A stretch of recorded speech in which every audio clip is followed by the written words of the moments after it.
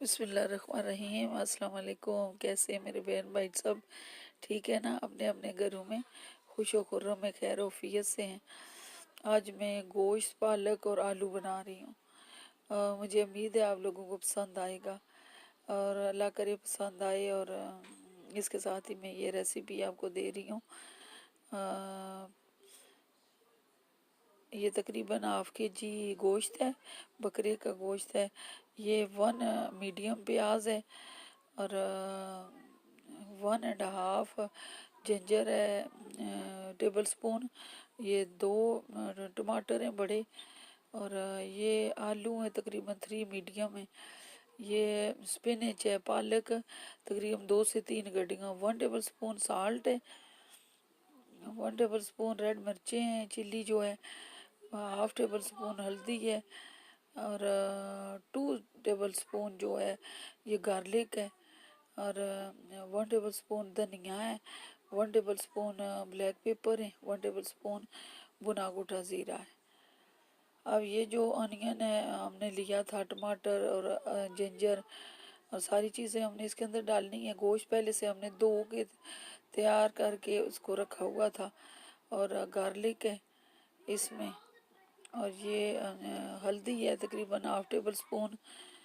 हमारी जो मिर्चें हैं वो बहुत कड़वी हैं और 1 टेबल स्पून ही मैं डालती हूँ तो ठीक होती हैं। ये 1 टेबल स्पून ब्लैक पेपर है, ये मैं घर क्रश करती हूँ। 1 टेबल स्पून जो है ड्राई धनिया है। 1 टेबल स्पून भुना हुआ कुटा ज़ीरा है। और इन सारी चीज़ों को डाला है। थोड़ा सा पानी डाल दें आप। डालने के बाद ऊपर से हम इसको ढक देंगे। मैं प्रेशर कुकर नहीं इस्तेमाल करती और गोश्त गलने का इंतज़ार करें। अब गोश्त ने खुद ही अपना पानी छोड़ा है, को बहुत कम पानी डाला है इसमें।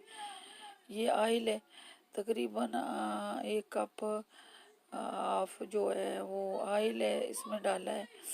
ना भी डालें तो कोई बात नहीं, लेकिन अंडी को भूनने में, उसकी जो बनने में अंडी में बड़ा रोल होता है इसका। अभी हम वेट करेंगे और साथ ये देखना है कि गोश्त गला है या नहीं। उसे साइड से निकाल के चेक कर लें। भुनने के बाद हम इसमें आलू डालेंगे।